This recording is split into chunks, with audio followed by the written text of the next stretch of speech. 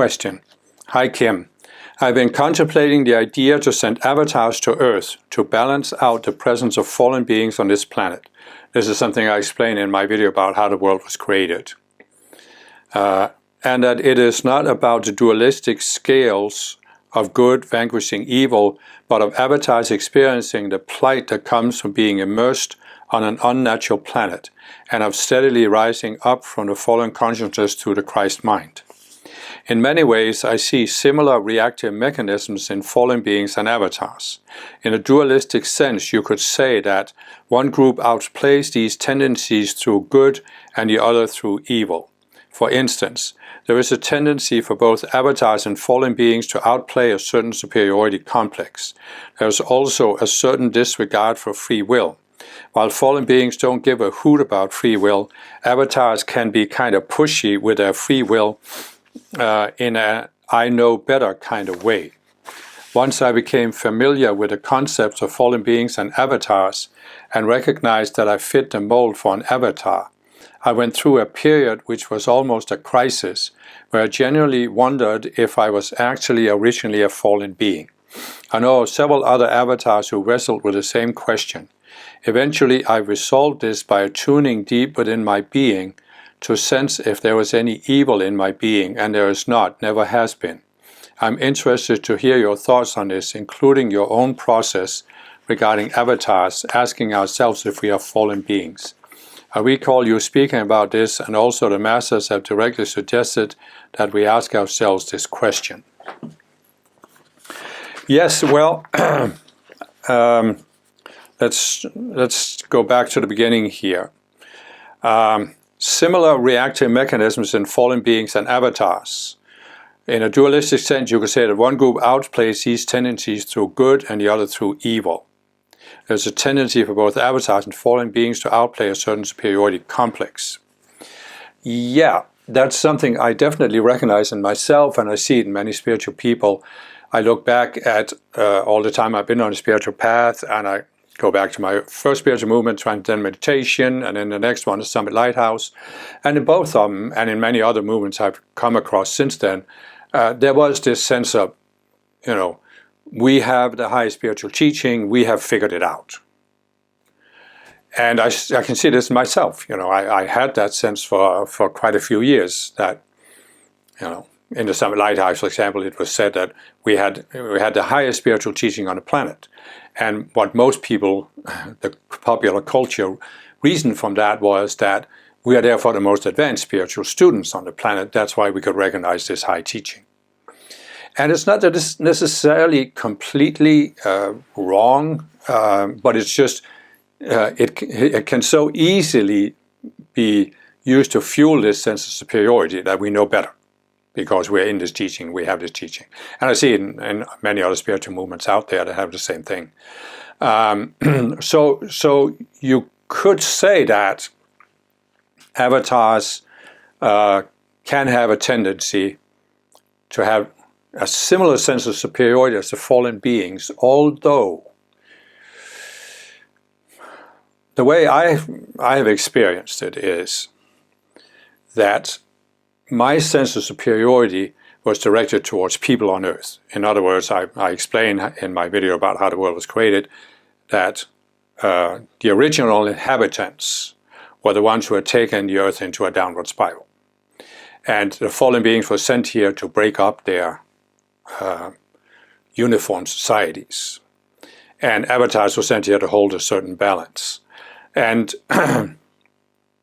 so really the fate of the Earth is not determined by fallen beings or avatars. It's determined by whether the original inhabitants follow the fallen beings or follow the example of the avatars. So as avatars, we can often come here with a sense that we are here to persuade or inspire the original inhabitants to do better. And we often feel ignored by the original inhabitants. So that can then give us this sense that, why won't they listen to us when we clearly know better? But what I sense myself is that fallen beings yeah, of course they think they know better than the original inhabitants. You can see, typical for fallen beings is that they will set themselves up as a dictator. And you can see dictators throughout history who, they might have made claims on the outer that they were doing this for the people, but they really don't care about the people at all. That's why, for example, you can see them launching a war that kills millions of their own people, but they don't care. So that's one thing. And as avatars, it's actually, it's not that we don't care about the original inhabitants, it's actually we care too much. We are empath. So we are so willing to adapt ourselves to the original inhabitants that it compromises our own integrity. Because we think, well, if they won't listen to me this way, maybe I can change myself so I can become like this. The fallen beings, on the other hand, they don't want to adapt to anything. They want other people to adapt to them. But the other major difference I see about fallen beings is that they think they know better than the original inhabitants, yes. They also think they know better than avatars. Because even though we may be at a higher level of consciousness than the original inhabitants, we originated in this sphere. And the fallen beings originated in the previous sphere, they've had a lot longer. So they think they know better. But the primary thing that I see in fallen beings is they think they know better than the ascended masters and even God. Fallen beings think they know better how the universe should work. And they think they should be put in charge. God should put them in charge of saving people on earth because they could do it by forcing people into compliance with their vision. And I never in myself saw this, I think I know better than God. The moment I realized what ascended masters are, and the moment I experienced the presence of an ascended master, I just experienced that their consciousness is so far beyond mine. There's no way I can know better than them. And I don't think I really had it before either. And I never had the sense that I was willing to kill people or force them. But I was willing to persuade them. And in doing so, I didn't, in my early years on the path, I didn't have respect for free will fully. I mean, again, it was not that I forced people, it was not that I lied to people. But I just thought that I should find a way to talk to them so they could understand what I was saying. So I think when you start looking at that, looking into yourself, as the person said, it's valid enough to look into yourself. And actually, that's an important part, so let's just dwell on that a little bit. For many years on the path, even after I heard about Ascended Masters, I wanted to be a good student. And I thought that, I had the attitude back then, that if there were certain things that I saw in my psychology, or certain things I had done in the past, the masters wouldn't accept me. It's like there were certain things I thought were unforgivable. So I really didn't want to look into my psychology, did I have that? So even though in 1984, I joined the Summit Lighthouse and I heard about the concept of fallen beings. They call it fallen angels, but let's not get into that nuance. For the first many years, I wasn't willing to even consider whether I could be a fallen being. I thought, of course I'm not, otherwise I wouldn't have recognized these teachings. But that, of course, was slightly naive. So, what I'm saying is that there did come a point where I simply decided, I don't even remember when it was quite a few years ago, but I simply decided, okay, so what if I'm a fallen being? Let me look at it. And the first thing I realized was that even if I had been a fallen being, I wasn't today, I wasn't anymore. I had started the upward path. Why? Well, you could say it in two ways. The way I understood it back then was because I'm willing to look at myself. I'm willing to look at my own psychology and whether I have unresolved psychology. And that's what most fallen beings are not willing to. As long as they're in the fallen consciousness, they're not willing to do this.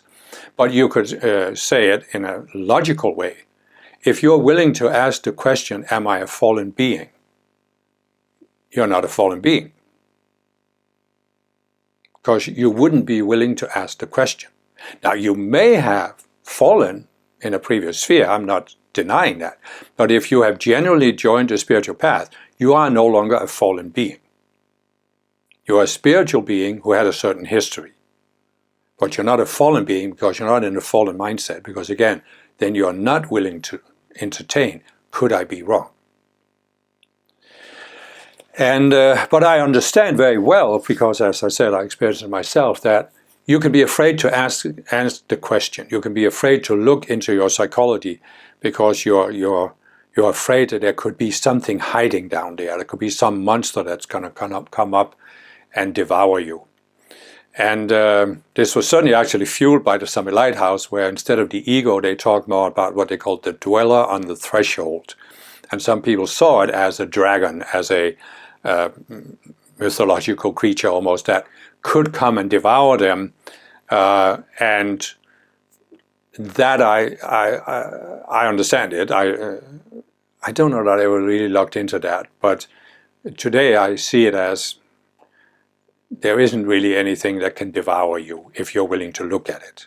It's only what you're not willing to look at that affects you.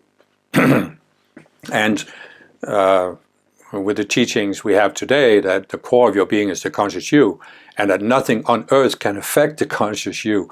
It doesn't matter what's in the psychology. It can't affect you, can't affect who you are. So when you're willing to look at something and give it up, you can overcome anything. Literally anything. Even if you were a fallen being, you can overcome that, because the conscious you hasn't been changed by whatever subconscious selves you created, even if they were created in a previous sphere. You haven't been fundamentally changed by it. It's just something you created and took on, therefore you can uncreate it and take it off.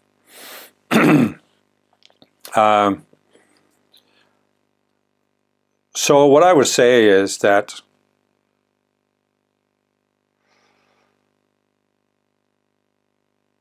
what helped me greatly was taking these teachings about the birth trauma, the cosmic birth trauma when we first came to Earth as avatars, and working on those. You can find them in concentrated form in a book called Healing Your Spiritual Traumas. And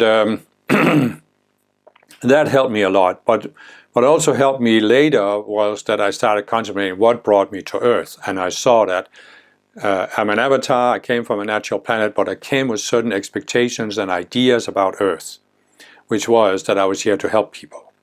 I was here to help people see what they couldn't see. And I thought, which I've seen, talked to several other avatars who had the same experience, I thought that if I just come here and tell them how it is, tell them why they're suffering, for example, they'll want to stop suffering, because of course people want to stop suffering.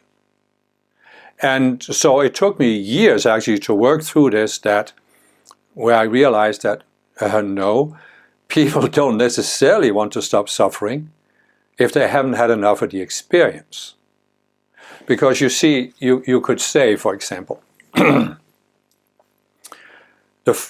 fallen being sets himself up as a dictator, a leader, and gets a number of the original inhabitants on Earth to follow him. The fallen being makes a claim to be superior somehow, and those who choose to accept that claim and become his followers, they also get a sense that they are superior because they are following the dictator. So the dictator may cause certain calamities. It could be economic calamities, it could be a war, where many of the people who are supporting him, they are killed, or their children are killed in a war, or their homes are destroyed, or whatever. There can be all kinds of negative consequences. So you would think, as an avatar, you would think that, but if you just help them see that they shouldn't blindly follow a dictator, they should take responsibility for themselves and make their own decisions, then they will want to stop supporting the dictator, and then their suffering will stop. But you see, the people, the original inhabitants, they started following the dictator because they didn't want to take responsibility for themselves and make their own decisions.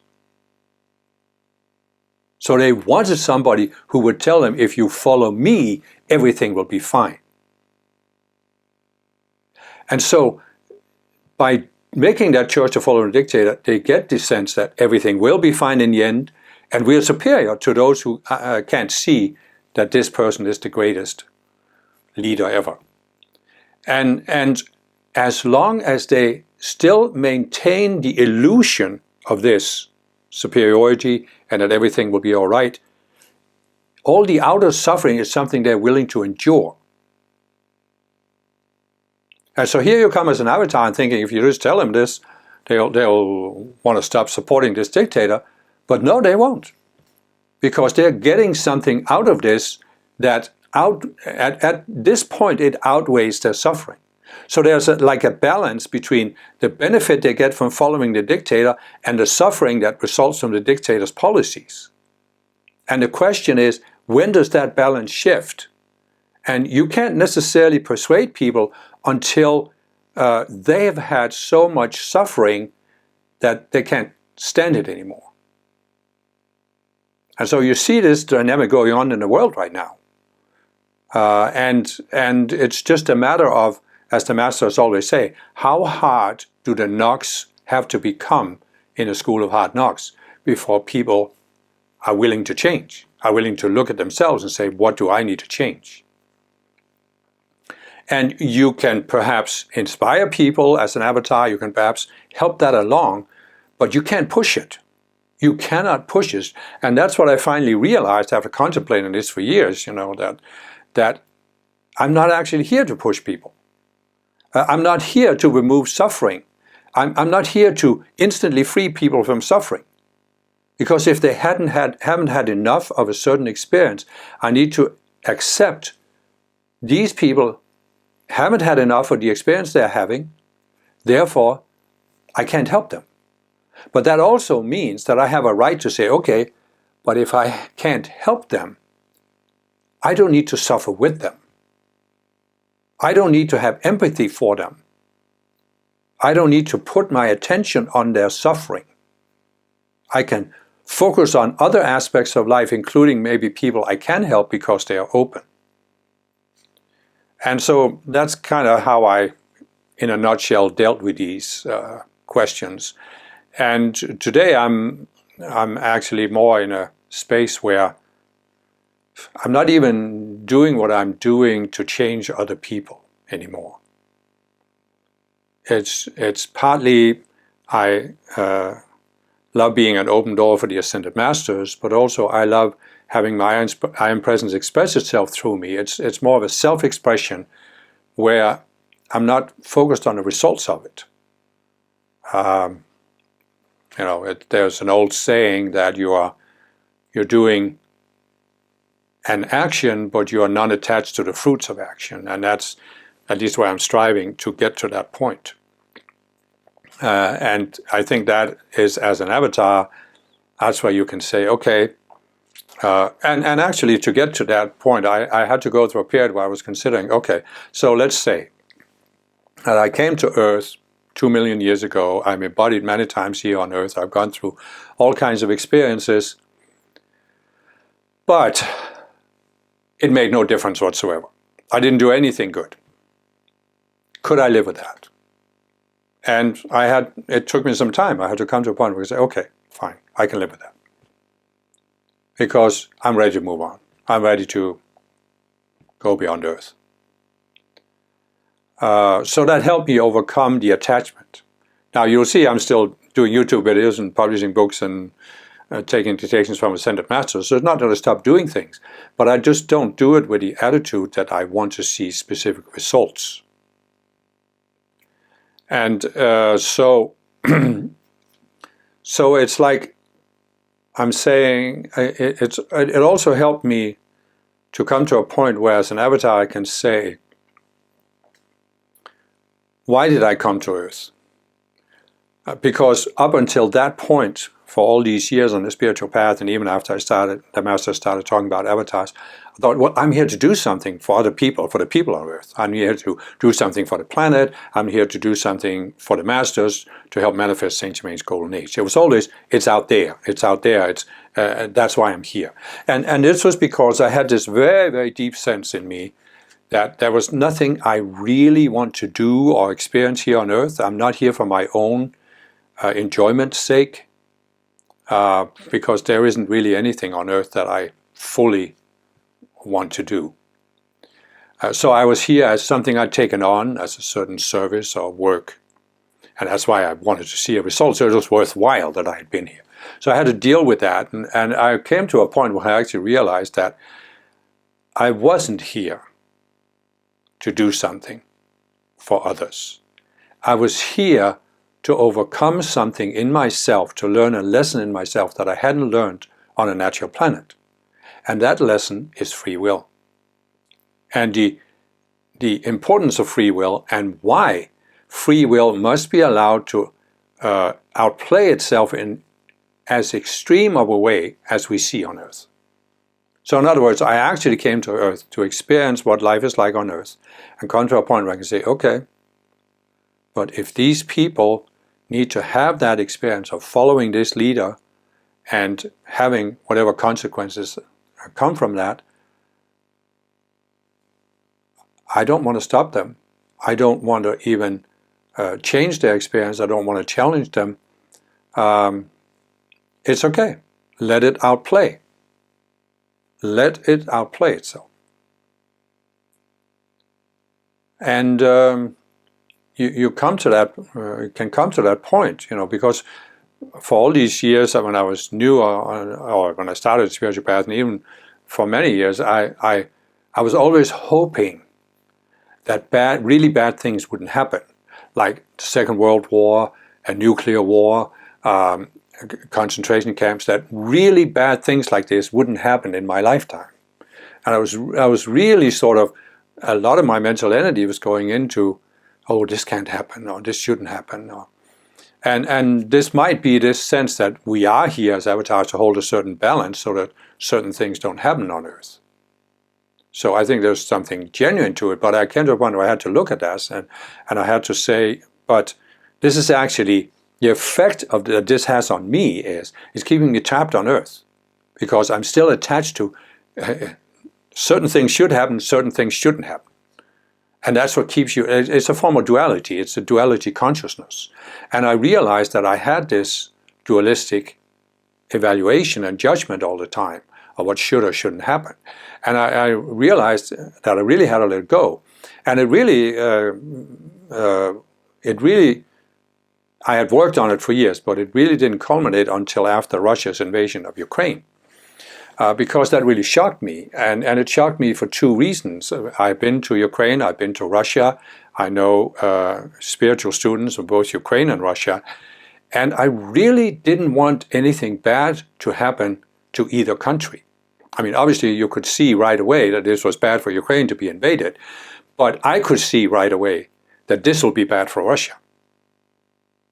And I didn't want that. I still had a certain, whatever you want to call it, I think a certain love for the Russian people, that I didn't want anything really bad to happen to them.